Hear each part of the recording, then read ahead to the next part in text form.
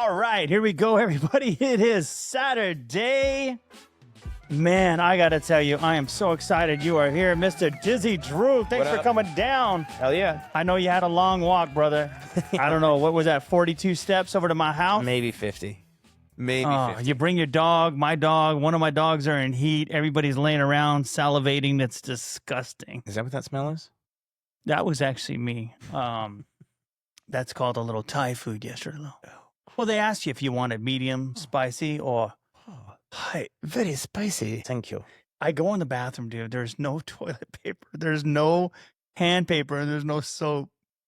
It was disgusting. Just wipe your hand with your ass and walk personally, out? I don't go high five I don't people? do anything in a public bathroom. I mean, I'm talking with the foot, lift the seat up, everything, and like, and I wash my hands and I kind of pat dry on my. I mean, it ain't gonna. I'm on the same trip. You are? Oh, I don't do.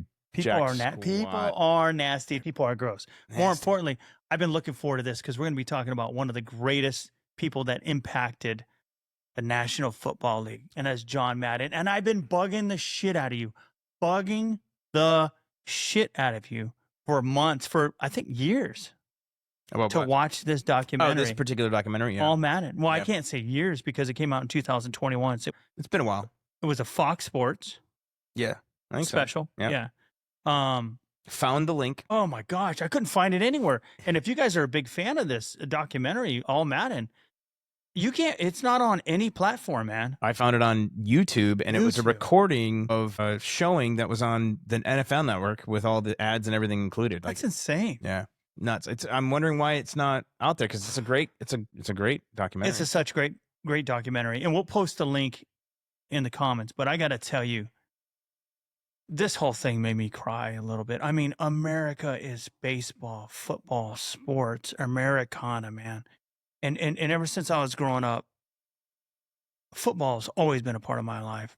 And the Dodgers and baseball. I mean, and I used to be you just like guys in short,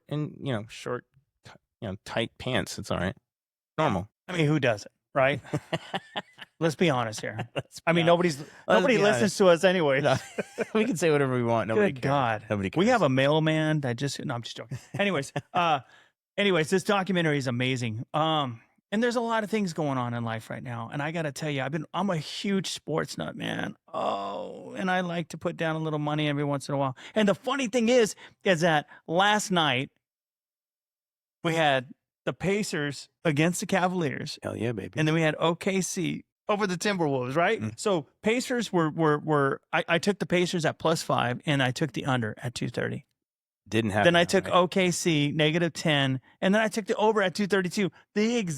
And I watch On all sports, four. man. I watch sports. I know, dude. I think I know what's going on, dude. Right. I have never been out there throwing around the ball, slinging it, Well, popping that shit, popping them threes. You know what I mean? You know how it is, though, man. Like, you hit on a 4-leg parlay, and you're on top of the world. You're thinking, oh man, this is so easy. I can do this. I can do this. I can do this. And then you come to last night, and you I can't missed. do this. Oh my God. Yeah, man, the world's against me. Like, they know what I bet. Like, why? It was amazing. It was amazing. I felt like the NBA conspired against me. I did. For sure. I did. For sure. I'm glad I got that off my chest. Okay, good. Yeah. So if you guys are betting and you guys want good advice, just ask me what I'm betting on. And just bet the exact opposite. 1-800-GAMBLER. Gambler. Is that Give it a call. 1-800-GAMBLER. John Earl Madden, April 10th, 1936, man. Nice. Austin, Minnesota. They moved over to Daly City. I don't know how to. Something like that. California. Yeah. It's near San Mateo. Mm-hmm. He was a football star growing up. That Rialto. Smart kid. That Rialto. He went from Rialto, bro. Is that the Rialto education? Come on now. You know who was from Rialto? We did have somebody come from Rialto that was on the All Madden team, number 4. Who's that? Safety for the Finners. Ronnie Lott? That's right, baby. Ronnie Lott was a Rialto boy? Don't talk shit. Yeah, his dad. I'll be honest. Is Ronnie Lott the one that, like, they just, rather than try and fix the finger, they just said cut it off? Is that Yes, Ronnie Lott? That's Ronnie Lott. Dude, That's that dude's a disgusting. badass. All Madden team, baby. Anyways, let's get back to Madden. God, we got to stop this. It's almost like we got ADHD, man. We can. We're just to the left and to the we're right. just having a conversation. It's fine.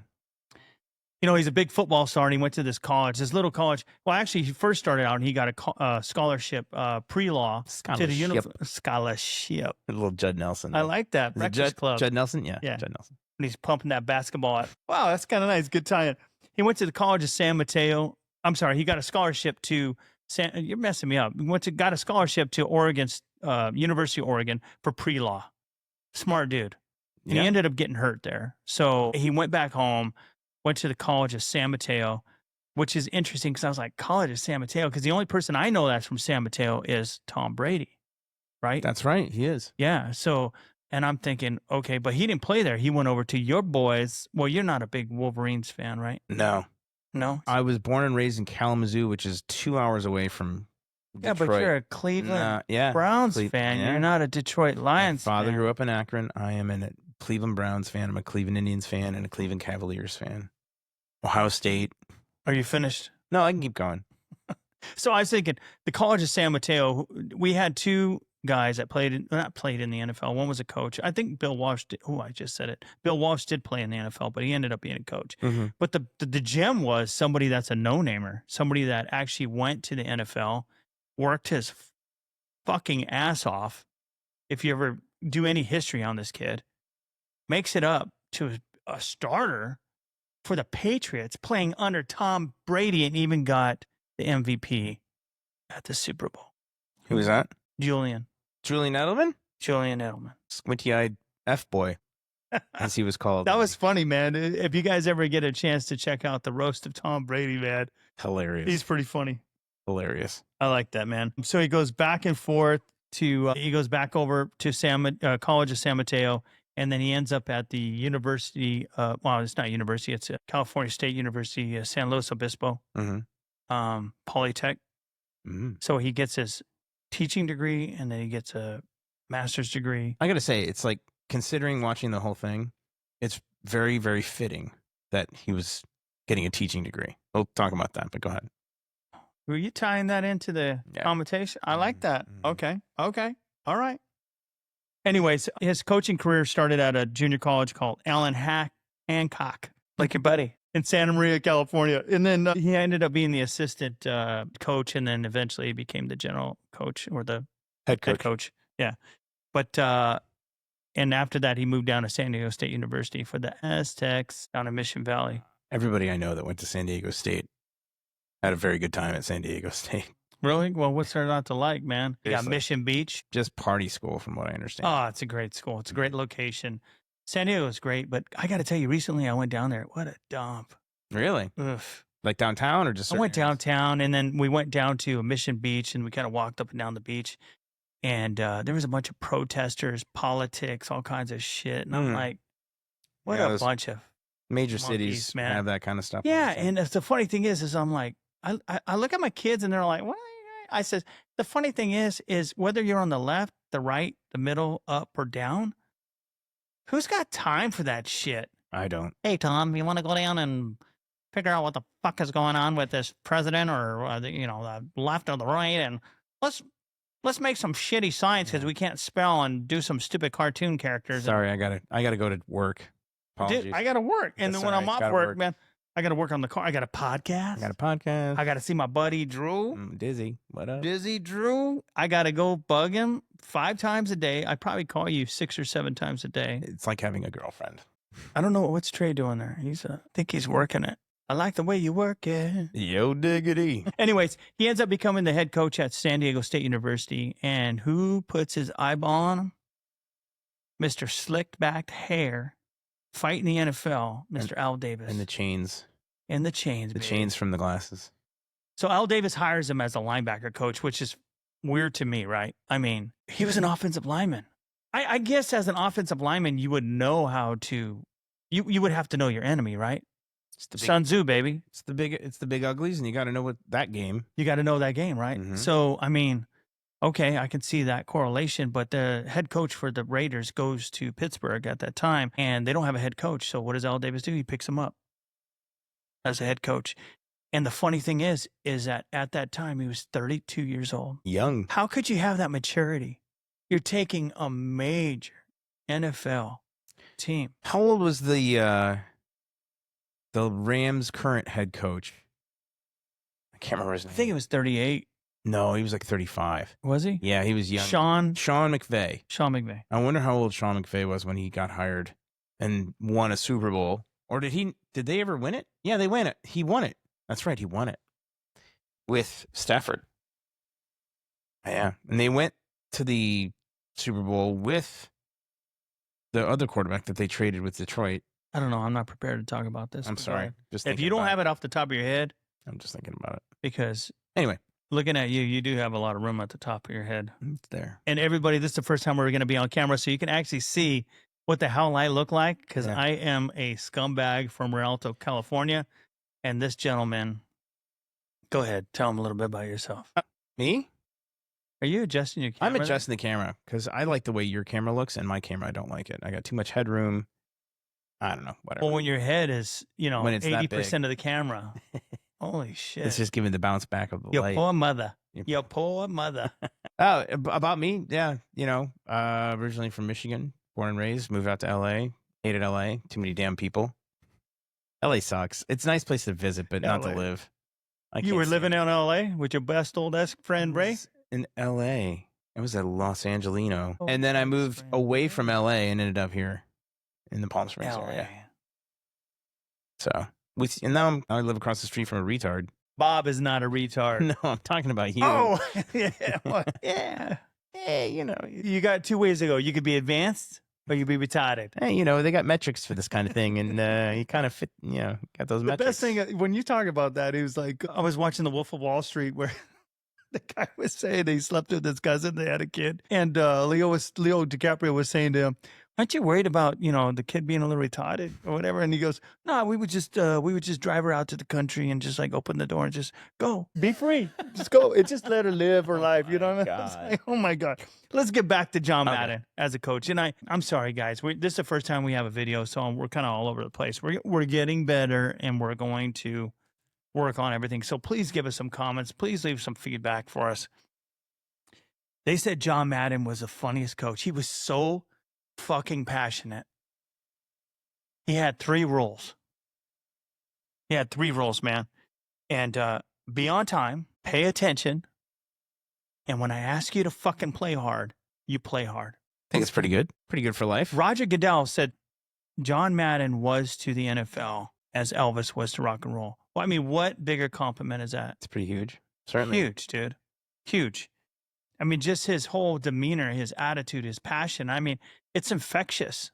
You know what I mean? And his big thing about coaching was he wanted the team to be the team. He's taken over a fucking Raiders, the team that was unruly. They were wild. They were tough. They were nasty. I mean, nobody wanted to play the Raiders. Yeah. They would fuck you up. And they would try to do that. And back then, they didn't have all these rules. It was a little bit different back then. A little bit different. And I mean, you had Super Bowls that were like 7-10. I don't think they were better players. And I think those players then, and no disrespect to anybody that played the game before today, this is fucking my opinion, 150%. Because I got in a couple arguments with people. Those guys were tough as shit, but they couldn't hang in today's NFL. As far as scheme, speed, the is probably strength, the pace of the game. I mean, they would be they'd be trying to fuck somebody up, and they would be like, touchdown! I fucked this dude up right here. I folded this bitch in half and ripped his head off and poked his eyeball out. And you're like, yeah, the speed. They just scored, right?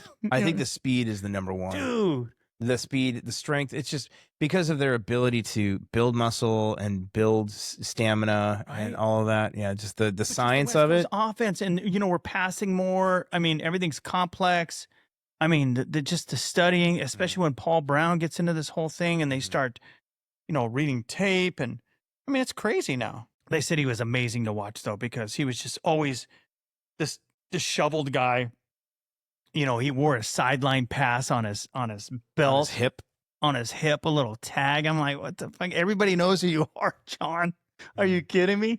And then he's wearing a short shirt with a tie. What are you teaching, math or science, bro? Well, he said that. He said he would just kind of dress himself. Yeah. Wear whatever he felt was comfortable. That's right. And if they won, he'd just keep wearing it. He'd wear the same So shit. that's why you see a couple of outfits that he always wore. He said he didn't have a lot of clothes. So that was pretty interesting, man. I was cracking up when I was. Well, his wife addressed it as well. She's kind of like, he just kind of dressed himself, and he was not a fashion icon, but became an icon in many other respects. That's funny, man. No, I just think that's funny. How many times you can say, "Hey guys, it's laundry day. I gotta go back to the well." You know what I mean?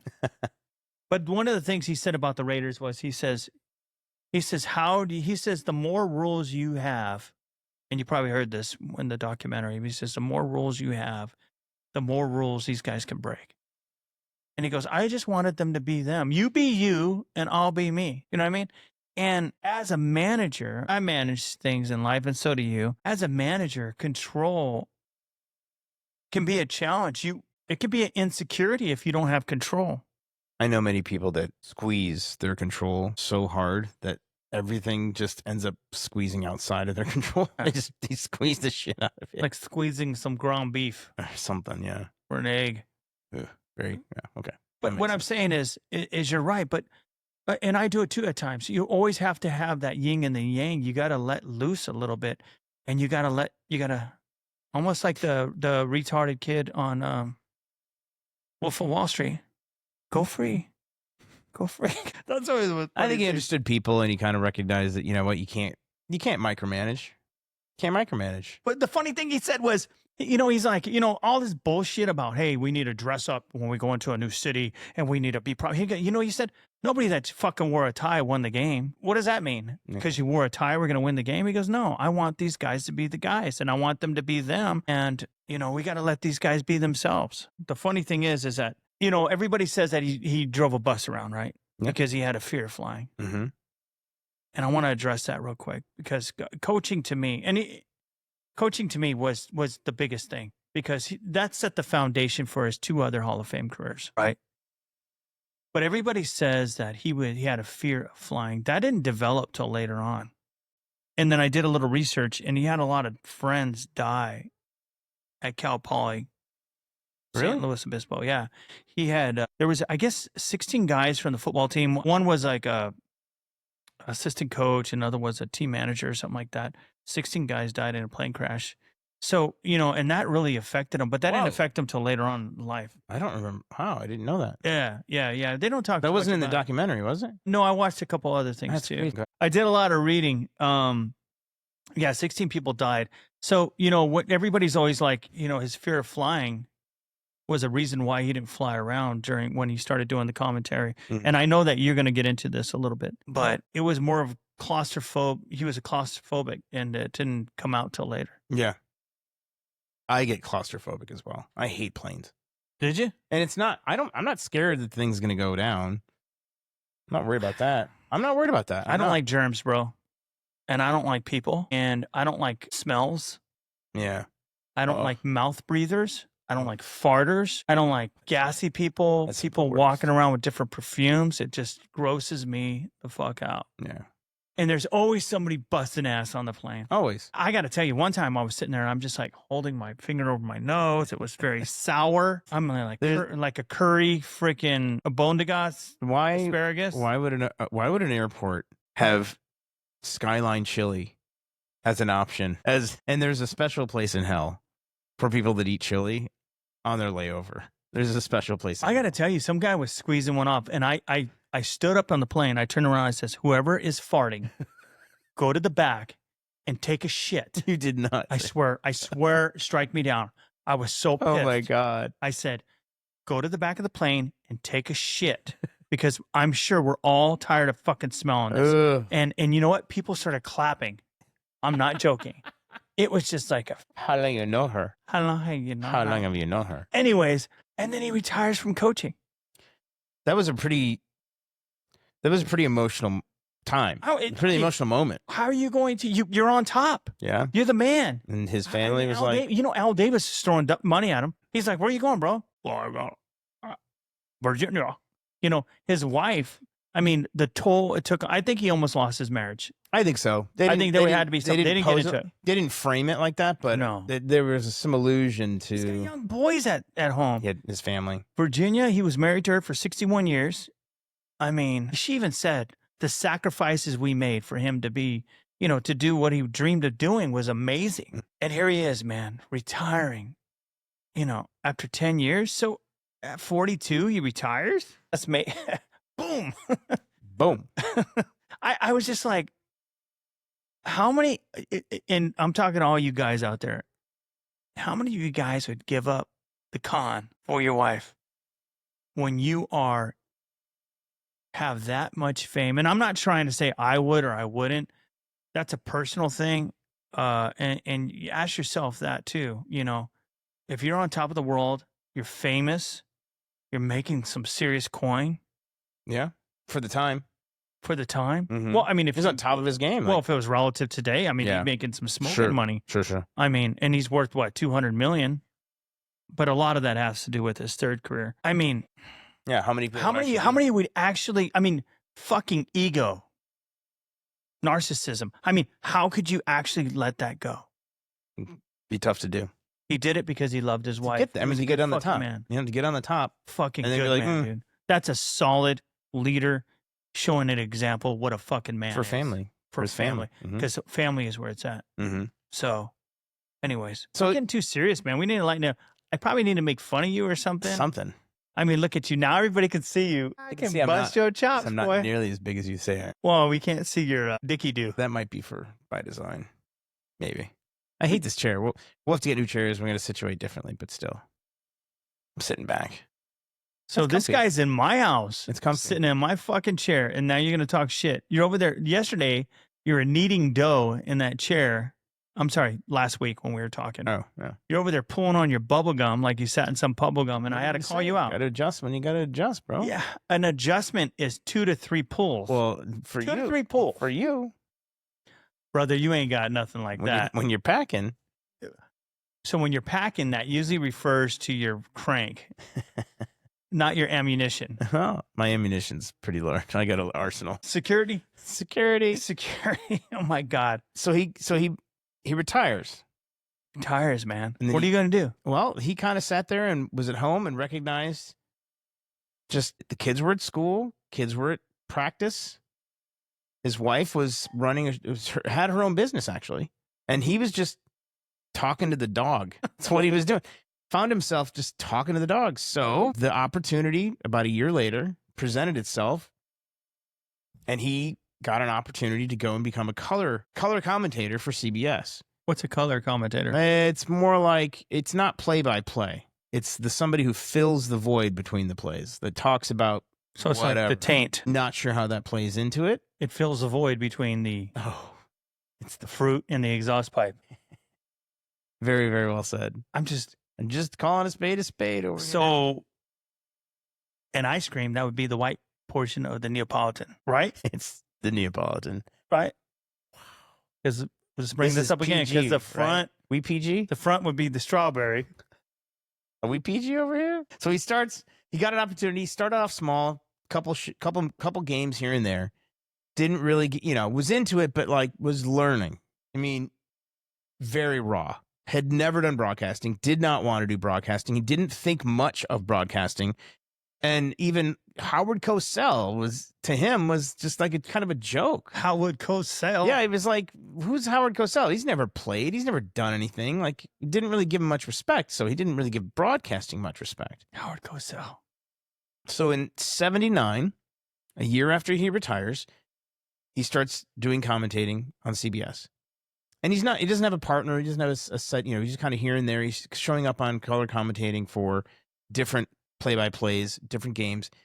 Starts to cut his teeth, enjoys it, really likes it. Then in the early 80s. What does that mean? What do you mean by cut his teeth? Cutting his teeth is a way of, like a baby cuts their teeth, right? They're just. Teeths? Teeths? Utes. What is a ute? Excuse me, youths. So anyway, he cuts his teeth. He's cutting his teeth on the, commentating. And he's doing pretty well, but he's getting better. And each week was like a learning experience, and he got better and he got better and he got better. Finally, he got in the early 80s, he got paired with Pat Summerall. And he really started to take ownership of it and really said, this is what I want to do. Can I ask you a question? Sure. I thought one of his first ones, they put him in with that little fucker, Bob Costas. He was in there. That was when he first started. That was NBC. Yeah, and he goes in there and he's like, It wasn't when he first started out. CBS was his first play. But when we started out, I thought he started out with Bob Costas, and he put him in there with him, this little guy. And he's like, what's possible? Going on? And then it was like, and then he like looked at Bob Costas. He's like, holy shit. When he did, so he did CBS, and then he got moved over to Fox. But there was Fox bought CBS, right? They bought the rights. And it was to the NFC stuff, the NFC package. Yeah. But yeah, so he was with Bob Costas at one point for sure. Yeah. I know that. I don't remember when it was though. But dude, him and Pat Summerall, are you fucking kidding me? I mean, that's really where he. That's peanut butter and jelly. That was really where he became his prime. Yeah, even with Al Michaels. Al Michaels jumped in there too. It was Al Michaels. He ended up pairing with him later when he was back with CBS later. Yeah. But he was fantastic with Pat Summerall, and that's really where his teaching and his background as a teacher, and where he just moved from teaching players to play. What happened was he now was teaching the viewer what the heck was going on the field. And he was one of the first guys to focus on other players other than the quarterback, the running back, and the wide receiver who were touching the ball. And he used the telestrator, the teleprompter, right? Well, not teleprompter. It's illustrator. Sorry. So he could use, his little squibbles and marks on the television screen. That, dude. That was like state of the art back then. It was state of the art. It was the first time. Boom. And it was boom, boom, boom, boom, bam. So anyway, Pat Summerall was his first pairing. They were together until 90. Actually, no, they even were together when they went to Fox. They were at CBS until 93, and he did several Super Bowls with Pat Summerall. And he just, with his charisma, with his, unbelievable ability to, I don't want to say dumb down, but his ability to teach football to the average person, the average viewer. He really opened up the game, and his impact wasn't because he was some wild and crazy guy. It was because he could talk to the person that was watching it on the television and explain the nuance that made sense. Explain in a not so, come on. If you got John Gruden stepping up there and he starts trying to explain to me football, he's going to lose me in the first two sentences because he's so technical and so like Chucky. Yeah, it's so amazing in that sense, but at the same time, it's not a layman's understanding. Whereas John Madden had that ability to relate and teach the average person about football, about blocking, about pulling a guard, about route running, about, what is the quarterback thinking? What is he seeing? Diagnosing the defense. All of these things that go into that. And that was really one of the first times because you had the play-by-play, and then you had these color commentators that really didn't bring that to the table. He was one of the first guys to really, really revolutionize the color commentating to help people understand the game. So yeah, it was Pat Summerall when he was at CBS. That was the most iconic pairing, and they were together even when they moved over to Fox. So yeah, using the telestrator. It's the telestrator. That's what it was called, telestrator. So I did say that right. But the telestrator is when, he was using his camera. Sorry, he was using his pen. And, circling things and highlighting things and push, movement of that was going to happen. And it's so common now, but that was brand spanking new back then, right? Totally big. So he did several Super Bowls, did many Super Bowls, right? Memorable ones. And it's funny to think that, like, growing up, I grew up in the 80s, I grew up in the 90s. And John, you grew up in the 80s. I was born in the 80s. I was born in 77. What do you mean? Okay, so what? You were 13 in 1990? Yeah. I was graduating high school. That's when I grew up, in the 80s. Wait. What do you consider growing up? 20 years old? No, I would consider growing up in something probably after like 12 to like 20. That's when you're really influenced by the society, which you're in the music, etc. Yeah, I was still heavily an 80s child. I don't know. Well, you did have older brothers. I had older brothers. Yeah. So, I didn't have sisters like you. I don't even know what that means. What does that mean? I don't know. I wasn't saying anything. Were you? No, but my sisters used to bring all their friends over. You showed me pictures of your sisters, and they're all beautiful. And I would have been a lucky man if I'd ever met them. When's the last time you got punched right in the dick? I mean, I don't understand. What does that have to do with anything? My sisters used to bring over their friends. And the girlfriends? Yeah, and I was a peeping Tom, bro. The way we had How much older are they? How much older were they? Man, I think like 2 years older, 4 years older, and then like 6 years older, and then like 8. Give me your top 3 friends. I don't remember them. Oh, okay. But I do remember. You remember Claudia. the faces. Who? What was her name? What was her name? Claudia. I don't know. But anyways, check this out. Moving we used to have a hamper. So in the hamper? May I finish? This is a good story. Well, I'm a young boy, dude. I get it. I just got some grass on the field, dude, and my penis changed from an infant to a minor leaguer, AA ball club, ready to be pulled up in the big leagues. What's up, Trey? Oh, Trey's got a friggin' pipe. Trey's got a howitzer, dude. That's my little Frenchie. If anybody's looking at, yeah, big Trey. Trey's got a howitzer. I got to tell you, that's a 155 millimeter cannon, and it works. How many kids does he have? He's got 8. 8? 8 kids. 8 kids. Children. Yeah, he's a good hamper. Boy. So we were in a hamper, and it was between my sister's room and the master bathroom, and everybody used to, and it had a door that went into the bathroom, and if you open it up, like the hamper? Crack, the hamper, the hamper opened up into the bathroom. Just a door. We're talking like a little access panel. Oh, okay. And would open it up, and if you just cracked it, you could see into the shower. If you cracked it even more, you would see the lavatory, right? Mm-hmm. And then if you cracked it even more, then you would see and nobody wants to see that, right? So make sure you got some WD-40 on there so nobody hears any screeching. And I'm not saying I spent a lot of time in there, but there were plenty of socks in there if you ever have to take her. Ooh. So let me ask you this. Was this the laundry chute that went to the basement? No, it just went into a closet. Oh, okay. And the closet. Wow. Yeah, it was great. Because growing up in Michigan, we had upstairs and downstairs. We had basements, right? Yeah, we don't have. And the laundry was in the basement, and so you could have a laundry chute. It was just a little door in the wall, and you would open it up, and you'd throw your laundry into the chute, and it would go down into a laundry basket, which is sitting next to the laundry. The washers and the dryers. So, as a kid, I used to be able to fit in the chute, and I could go up and down the chute. Would you be able to fit in that chute today? I don't think I like your tone. I don't think I like. How about just your foot? I don't like the premise of the question. How about even just your foot? I don't like the premise of the question. Oh my God! You have Barney Rubble feet, by the way. I have amazing. Your big feet. toe. My feet is like 10 times the size of a normal guy's. Better watch out. If you were to ever get that thing snipped off, like Ronnie Lott did, big toe, big toe, you would fall right over, dude. You wouldn't be able to stand up. Anyways, all right. So getting back. All right. So getting back to John Madden. Then they made the move to Fox, right? Made the move to Fox in '94, which is a big deal because Fox, Rupert Murdoch, the owner of Fox at the time, he came in. He's like, we want to be in football. We're going to outbid whoever it is. They outbid CBS for the NFC package. And he and Summerall went over there together.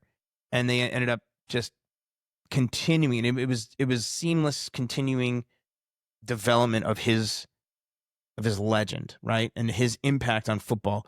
It was clear that was what needed to happen. So then he ended up in the early 2000s, he ended up moving to Monday Night Football.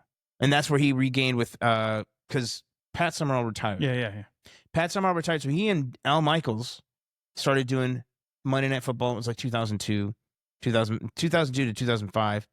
And yeah, I was with Al Michaels there, and he did the Super Bowl, the Buccaneers versus the Raiders in 2003. Yeah, so once again, the telestrator work, and just I think the overall thing, that's kind of, and then his final years, he's back with NBC, right? And he did stuff with, I believe he was with Costas there as well. I was again with Al Michaels. He was back with Al Michaels, but he kind of went from all of them: CBS, Fox, NBC, and he did Super Bowls all over the place. What really was amazing about John Madden, though, was not just his ability to teach football, because obviously, growing up, being a football fan, watching the games, learning about football from him. I never played football, right? I only played. You didn't? No, I didn't play football. I played soccer. But I. What is that?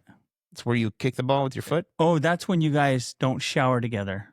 That's what you were mentioning last week. If you want to reference the last week's episode, yeah, we don't shower together in high school. Yeah. And like football with their tight pants. And that's what I was thinking. Yeah. Thanks for. So anyway, I think overall, John Madden what was so amazing about him is what really caught my attention in the documentary was when he would stop. So he liked to stop and smell the roses, as they say. Driving across country, Peter King was one of my favorite football journalists. Do you know Peter King? No, I don't. He was a Sports Illustrated, I think, for the longest time. I know Billie Jean. No, Peter King. And Peter King was one of my favorite sports journalists. It was fantastic. And he decided to go on the bus with John Madden and cover and write an article about it. And he was really, really awesome. I remember that article when it came out. I remember reading it. It was very interesting because everybody used to fly. Now, as a coach, he would fly, but when he had the choice and he was a commentator, he said, "Screw it! I'm gonna drive a bus, and we're gonna do the bus." And the bus ended up becoming its own thing. It ended up becoming its own sort of character in the story. And he would stop. As a bus, got to stop, get gas, and he had his own driver. What was the driver's name? Do you know? No, I forget his name. Oh, the gentleman that drove Maryland, and he was with him like 21 years. The whole time. The whole time. And he said he enjoyed it. He said he made a lot of wrong turns here and there, but John didn't care. Yeah. So I'm thinking John got a little saucy at times because, why would you not care? I'd be like, dude, let's get there. I would being who I am. I'm like, I want to get there, dude. I don't want to be fucking. Maybe you're in the back and you're just not even caring. He's all sauced up. No, maybe not sauced up. Just he's cooking the turducken, dude. Come on now. That happened 1996. 1996. The Thanksgiving. Thanksgiving. 96. No. The turducken was a Thanksgiving thing. No. No? Mm-mm. I thought it was. His first one was 96. December 1st, 1996. I didn't know that. Against the Rams and the Saints. And why did they introduce it then? I don't know why they introduced it, but it became a part of Thanksgiving. Right, okay. And it was the owner, I forget his Mistish. I can't say his last name or whatever, but it's Gourmet Butcher Block. I thought it was like the craziest thing. You got a chicken that goes into a duck, that goes into a turkey, right? And then you have that sausage stuffing in there. You can order it today. I'm not a big duck fan. I don't like. It's very oily and very little gamey. Yeah, a little gamey. Yeah, for me. But I got to tell you, man. And then the 6 legs, it kind of throws me off a little bit. It's like a mutant. I don't know. It's kind of gross when they bring it out. It's a part of Thanksgiving. Yeah, but they debone everything, right? So you're just slicing it, and it's almost like the Genoa ham kind of thing with all the freaking white pieces and everything, and it's kind of grosses me out a little bit. But I think it's cool as shit. It's cool. It's way cool. I've never made one. I've never ordered one. But I'm thinking about it, but I don't know. We'll see. I think about it all the time now, but I think about it more in a different. Yeah, we have another sense. Meaning for Turducken, and I think we're just going to leave that one alone out of respect. Hold on. I'm the one that originated this tainted thought process in your head. The inappropriate conversation. But I got to tell you, goes along with it. We'll discuss it maybe. Well described. Yeah, we'll do that. It's quintessential. It cuts through and clarifies in many ways. And is perfect, but we won't discuss it here. We'll talk about it. Yeah, just to give you a hint, though, it would go along with the Neapolitan. With the Neapolitan, yeah. Neapolitan. Keep going, man. Keep going, dude. You're doing a great job, and I'm really interested in what you're saying. No, it's fine. So anyway, ultimately, what was the way that he was a teacher, and how he taught people when he would go on the road and he would stop and he would talk to people. This is what he really cared about. The average person. He's sitting there and he's having a conversation. He thought his football was so important, right? He had a big, important job as a commentator on football. And he would stop and he started talking to a dairy farmer, a cow farmer. Yeah. And he starts talking to the cow farmer about his day. And the cow farmer's like, I don't have a day off. I work 7 days a week. I do this, I do that. The dairy guy. The dairy farmer. Yeah. And John Madden starts thinking to himself, he's like, man, these are the people that work really hard. You know, these are hardworking people. These are the important people. And he just loved the common man, really, really understood them, cared about them. Not only just, it just tied into who he was as a person. John Madden was not your average prima donna that really just liked to talk and be the center of the focus, right? Have the camera on him and have everybody ask him the questions and have him be the important piece. He really liked to get to know the average person, the average football fan. That's where he kind of made his difference, was just he cared about people. He cared about people and did not put himself front and center, but by being so amazing of a person, by caring about the individuals and not that, but this his ability to teach football to the average person, the average fan. That's what really made him different. That's what made him, you know, a cultural icon. Certainly an NFL Hall of Famer, which he eventually became. Well, he was a coach, man. You think that changes? No. When you're talking to a bunch of, you know, guys in the Army, especially when that's what I consider, you know, a football team. They're like an army going to battle against another army. And then teaching people, you know, his whole philosophy. And if he talked that way in layman's term to these young men, I mean, and inspired them with the passion that he had, I mean, why wouldn't you be successful? Yeah. The guy, it just hearing his name and listening to him describe the play-by-play action and the words he used and a lot of the exclamation words, boom, bam, bump, you know, he would just get right into it. And I mean, nobody did that before. And I have I do have a lot of my own commentators who I think are amazing. And I wanted to kind of ask you, because I like to quiz you after I do the research, because it kind of makes me feel like I know something when really I'm just looking at something. Yeah. It makes me feel smart because I do have a low self-esteem and low IQ. You can tell that by the hat and the haircut and the goatee, but it's okay. This is not a goatee. What do you call that? Fu Manchu? No, that's not a Fu Manchu. Oh, very thank you. A Fu Manchu is just a mustache that goes down. Oh, okay. That's the Hulk Hogan has the Fu The Man. Hulk Hogan. Are you done? I'm done. Do you want to talk I want to about know my the penis quiz size or my shoes or anything like that? We're good. I mean, You shoes do look kind of. We'll talk about that later. These are shell toe, baby. That's all I wear is Adidas shell toe. I've noticed. Get back. I've noticed. Get back. I'm not from. Where are you from? What, Kalamazoo? Kalamazoo, baby. Kalamazoo. Kalamazoo. Kalamazoo. Yes, it's a real place. Did you know that was their slogan as a city? That was their slogan. Yes, there really is a Kalamazoo. That was their slogan, like through the 70s and 80s. Are you finished? I could keep Because going. nobody gives a shit about Michigan. I could keep going. No. Anyways, give me some commentators. Give me some commentators that really. Joe Buck. Wow, way down on the list. Jimmy Johnson. Way down on the list. Tony Romo. I'm talking about the ones that you really. So for me, one person that I really like, a lot of people can't stand him. Really? Chris Collinsworth. And I met him. Sunday Night Football. And Al Davis at the game, the Rams and Cowboys at SoFi. And we were on the 50-yard line. They were walking up, and I was like, let me get a picture. I shit you not. When I stood up, Al Michaels almost shit his pants. Because I'm coming at him. I had my Raiders jersey on, and I had him coming at him, and he's all like, ooh. He thought I was going to rape him or something.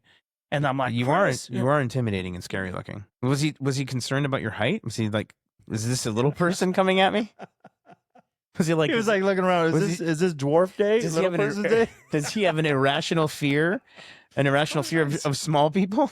Is that what it was? Dude, I'm 5'10" and a quarter. Yeah. Well, you know, I wear shoes too. It's fine. With my orthopedic heels, I can get up to 6. You know what I'm saying? With my Skechers, I don't wear Skechers. So anyway. I mean, give me some of the greatest, right? Because John Madden, we're talking about him. He came in at 3. Okay. And Pat Summerall, where is he? Okay, on the 2. list? Okay. So the Al first guy, Michaels? he's in the top 10. But let me ask you a question. Okay. The number 1 guy, I didn't know his name, but you hear him on the NFL films. Was it? He does all the NFL films. Yeah. And he just retired recently or died recently? What's his name? And Snowfield. What's his name? John Facenda. I didn't He's know knowing the name. he's known as a voice of God. He's the one that does all the NFL film. No, I believe me. I know. mean, it's him. There was a game that Don't point at me. There was a game, Motherfucker.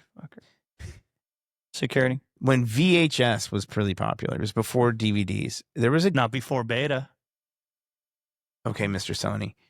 There was a game, and it was a board game. It was NFL, the board game, and you would have it's like a board. You would move a piece around a board on a football-looking field kind of thing, and it was just you would hit VHS play, Mm-hmm. and it would give you the play and the result of the play, and then you'd hit stop, right? And then you'd roll the dice and go to the next or something like that. And it's just like that's how you played the game, and that his voice was all over that video. And I remember that playing that game consistently all the time with my buddy Jeff, and we would play this NFL game and that guy's voice. Not only that, but then NFL films. He's on all the NFL films, all the major sort of nostalgic, like the Ice Bowl, right? Oh yeah. And the Packers, and what the hell's going on out there? You know, that's What the fuck was that? that's the coach from the Packers, the Lombardi? Yeah. Yeah. And But he was always a similar.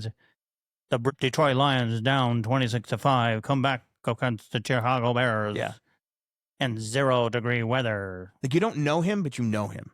4 people have lost their legs, 2 eyes, and 3 arms. So, And the Packers came out in victory. so he's considered one of the greatest commentators. That makes sense. Yeah. That makes sense. So where's Bob Costas on there? Come on, dude. Get the fuck out of here, Bob Costas. What is he, 4'2"? Who's number? Come on, let's go He's to number small 4. dude. Come on, number 4. I don't know. Will Ferrell made fun of him on Saturday Night Live. Hey, Not just football commentators. You're talking commentators in general. hi. Harry Carey. No, I'm not taking that one. I screwed it up. Harry Carey. No, you're right. You got my impression. Do you really think the moon's made of Gouda? Hey, hi. If I was a hot dog, would you eat me? Hey, but what I'm saying is, you're right. I'm wrong. I'm talking about NFL, dude. I screwed up. So I looked at this dude's name, and all people look alike. I fucked it up. Oh, that's all right. Yeah. Pat Summerall and Harry Carey. Okay, I'm gonna give you one. Any similarity? I'm gonna just do it humming, and you're gonna get me. I'm not getting it. I'm blanking. This is home. Is it the guy that I mentioned earlier that he was not Howard a fan Cosell. of? Yeah, Howard Cosell. Yeah. That he was not a fan of. Yeah. Not Harry Carey. This is Howard Cosell Not coming Harry at Carey, you. Howard Cosell. Yeah, I don't know how I screwed those up. Harry Carey had those big fucking, Big glasses, and he was a baseball commentator for the Cubbies. and I think he had Parkinson's early onset. Take me out to the ball game. Hi. Will Ferrell did a good job. Okay, Howard Cosell. Yeah, okay. This is Howard Cosell. That says Howard Cosell. Don Meredith. And so when did Cosell die? Because I barely remember. I was born in 1977. I barely remember. Dude, he's old, man. He didn't really get far into the 80s because I don't remember him hardly at all. Oh, Michaels was number 7. Okay, that makes sense. Dick Enberg. Oh yeah, Dick Enberg. Dick. You like Dick, didn't you? Enberg, Oh. the commentator. Dick Enberg? What is Berg? Is that the balls? Ray Scott. Ray Scott. Ray Scott was That the is voice of not- the Green Bay Packers. Green Okay. Bay Packers. Yeah, that's not ringing a bell. Okay. Frank Gifford. Okay, Frank Gifford rings a bell. Kathy Lee Gifford, Frank Gifford, Jim whatever. Nance. I know the name Jim Nance. He was a player as Mhm. well. If I'm not, no, he was not. He was not a player. I don't. This is for all football. James Brown. Merlin Olsen. Okay, I know all these 22. names. I Well, he was an know these offensive lineman for the Rams. names. Okay, I know these names. Sorry, defensive lineman. Jim Nance is ringing a bell now. I remember Jim Nance. Jack Buck was Joe Buck's dad, Joe Buck's right? dad, yeah. Dan Dierdorf. I'm just going And off of people. Deerdorf. He played for the Bears. He was a tight Joe end for the Buck, Bears. number wasn't he? 34. Joe Buck. I don't like Joe He's a- Buck, but he's a Hall of Famer. everybody, he's great, dude. And I think he's an amazing commentator. I just don't I hate care him. for him. I don't hate I him. don't care for him, but I I'm mean, not- I don't hate him. I don't hate Terry Bradshaw, Phil Simms. We're getting down. Tony Romo, 45. You know what? If Terry Bradshaw wasn't a Steeler, I'd probably like him a whole lot more. Wow. Oh no, it runs deep, bro. Why would you say that? It runs deep, bro. I've never- Luckiest. I've I never- think I'm I've not never kidding. been with him. I dare somebody to go through the controversial calls of Oh my God. all of the NFL. Don't talk about of fucking history. Cleveland Browns again. I'm not talking about Cleveland Browns. I'm talking about the Pittsburgh Steelers. I guarantee you, I don't have any data to back this up, but I guarantee you, I feel so strongly about this in my gut that Well, if somebody were there's to a go, lot of room in there. if somebody were to go and devise a metric that decided whether the benefactor of a call was considered lucky, yes or no, that Pittsburgh Steelers would be the luckiest team in the NFL over the course of their history. What would by the Browns? far. What would the Browns be? It's not a discussion about the Browns. I'm talking about the Pittsburgh Squealers. Wow, really? Yeah. Name caller, are you? Oh my God, I'm so low. I'm so low on that. How many Super Bowl wins have the I'm not Pittsburgh talking about Steelers? Super Bowls. How many championships? I think they still have more championships Yeah. than the NFL. Listen, why are you so bitter? What do you care? Because Do you want a worthy opponent? because they want. I want a team that can do it on. Do you on want merit, a worthy opponent? not just be lucky. Oh my God. Yeah, I think it just makes me cope with life better. Thinking. So what happens with commentary? How does he end this thing? How does he transition from commentary?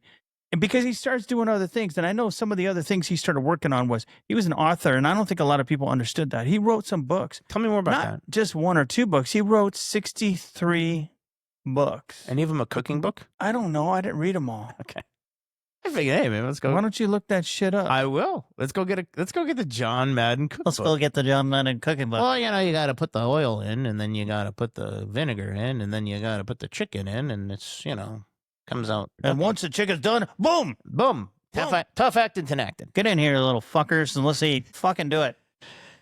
So yeah, he did a lot of stuff. He did books, Books, dude. And then he then gets involved he was in in advertisement the whole time. advertisement. He's getting in there with Miller Lite. Yeah, Miller Lite. Tenactin. Tough acting. Tenactin. What else was there? I don't know, dude. I remember those two very well. I just remember the All Madden football team. Then the This All is the Madden, yeah. best of the best. These are dudes that just stood out. I mean, you got LT, Joe Montana. I mean, you got Eric Dickerson. I mean, just the fucking creme de la creme. The football players. Yeah, got a little phlegm there. Little phlegm, left creme. I got to tell you, you got to get these dudes up there. They're the best of the best. And I mean, if you took all those guys and put them together, I don't know if they'd win the Super Bowl. Why not? I just think that they're all egocentric, narcissistic. These guys were the best of the best. and Come on, they were dude. amazing. Okay, so you think if you took the All-Star We team, talked they would, about this. And it was, you couldn't do that because they didn't know each other. They didn't play with each other. They don't have that Oh, I see what longevity. you're saying. So if you took like the All-Star team, who is the best of the best, and you played them against the team that won the Super Bowl, they wouldn't last. Are you yawning on me? I am. Sorry. Or were you just are you flirting with me? It was the whiskey. The whiskey's fault. I don't know. But the guy ends up being worth $200 million. Really? And I got to tell you, his son, Where did most of Joe- it come from? Do you know? most of it came from commercials, Madden, All Madden. I mean the Oh, Matt. Okay. the football game. the game, Yeah, football game. Xbox, Mhm. which is the best game in NFL. I mean, for an NFL game. But I mean, if you look at it, and I watched the celebration of life for him too, and I was just listening to everybody. He touched so many people's lives. Right. I mean, he was just a genuine, big-hearted teddy bear man. Mm-hmm. And I know you like teddy bears or bears, but his wife, just to stand by, what a fucking woman, man. Oh, To stand by your man. I don't know if it was it wasn't selfish. It was just who he was. She had a fucking champion, a stallion, the best of the best, commentator, coach, businessman. He was on the road. He's a winner. She didn't go with him all the time. Yeah, he was She a was winner. probably at home holding down the fort. And dude, and even in his Hall of Fame speech, dude, what did he say? He wasn't expecting it? Or no, he was expecting, but he said, didn't have anything to The say. hardest job is what I did. But a job even harder than that was my wife, Mm. who held down the fort, who raised our kids, Mhm. that did everything. She's the real Hall of Famer. I mean, dude. Okay, you're going to get laid right off the bat for this, something like that, right? And she got up and did the whole, To the wave. no, she did the Church of England. Church of England wave. Yeah, but I got to tell you, I mean, it was just amazing to see him give her those kudos. It was nice. Dude. Yeah, it was very nice. And to talk about his kids, Joe and Mike. And I'm just, the whole time I'm looking at those guys and I'm like, fuck you. Why couldn't I be one of those kids, right? I mean, shit. Here I am from Rialto. I could have been that. I'd have took 100 mil. You know what I mean? Yeah. But good kids. You know, look at you. Are you tired? I am. There was a story that they talk about in the All Madden documentary. Brett Favre and him had a pretty close relationship, and they would do interviews and they would joke around. You talking about his uncle? Uncle Rube. Uncle Rube. This is hilarious. That is, and this is kind of an example of how you really knew that he was a guy. You know, he was a guy's guy. Like, he was a good dude. He had a sense of humor, a lot of fun. Uncle Rube, and ultimately how big balls came into play and was just kind of a running joke, and he worked it into the commentary of the game. Big balls. There we go. Big white buffalo. We have an audience? No. Just only when I talk. See, hey guys, how you doing? You love me? What about me? No. See, that's tough to take. I'll have to deal with that. Big Rube, and you worked it in there, right? And you hit him like Big Rube. Yeah, it was pretty funny. Yeah, and a lot of people had that one-on-one stories with him. The coach from 49ers. There was a lot of guys that just big time mentors. So awesome. I love the show. I know, man. What are we doing next week? I'm kind of excited for next week.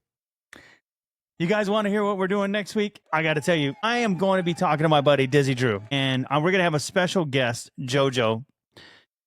We're going to talk a little bit about your love life, buddy. Well, and we're going to talk about your lack of a love life. And you are recently divorced. I love myself. You're a good guy. You love yourself probably 2 or 3 times a day, but that's not where you want to be. I wouldn't say that. More than that? No. Less? No, I'm very normal when it comes to that. Oh, well, then it's 4 to 5 times a day. He's probably loving himself. And make sure you have a VPN before you search those websites. I want you to erase my browser. So I've read. Anyways, we're going to be talking about you, bud. I love it. And we're going to be talking about dating in your 40s and all the bullshit that you have to go through and all the challenges and what women are really looking for. And you know what? Let's talk a little bit about what you're really looking for. So we're going to kind of twist off this whole football thing. It's really basketball season, which we should be. I know, right? About. We've really been NFL centric for the last couple of weeks. And I hope the draft. Is Boston playing tonight? I think they are. I think they are. The motherfuckers, man. I've lost a lot of money on those 0-2 fucking shitheads. 0-2. And I got to tell you, and I got a couple friends that are Boston freaks, and I am really pissed off, but I want to see them do well. I'm a big holiday fan. Anyways, New Yorkers are just so. Let's get back to what we're going to be talking about, which is you. When we got a woman, getting a woman's perspective. This lady has a undergrad and a graduate clinical psychology from an accredited university, not that shit that you got online or whatever the fuck you went to. Yeah, well. But I got to tell you, it's going to be fun, dude. Good. And we got some special guests coming in. A couple callers coming in from ladies. Oh, dear Lord. So we're going to talk about, first of all, what you're looking for. We're going to talk about, we're going to go through some of these celebrity. We're going to have some celebrity commentary coming in, as well as JoJo is going to be coming in from a female perspective. She's going to be calling in. And then I'm going to be busting your nuts like a speed bag, Rocky Balboa style. My Uncle Rube? Uncle Rube. Okay. Well, I look forward to it. It'll be a good time. But I got to tell you once again, dude, man. It's a lot of fun. I love sitting across from you and talking and shooting the shit, brother. Thanks again once for coming out. Absolutely. You can walk your fucking ass home 42 steps, and we'll be seeing you, brother. All right. See you next week, man. Adios. See you guys. Bye, guys.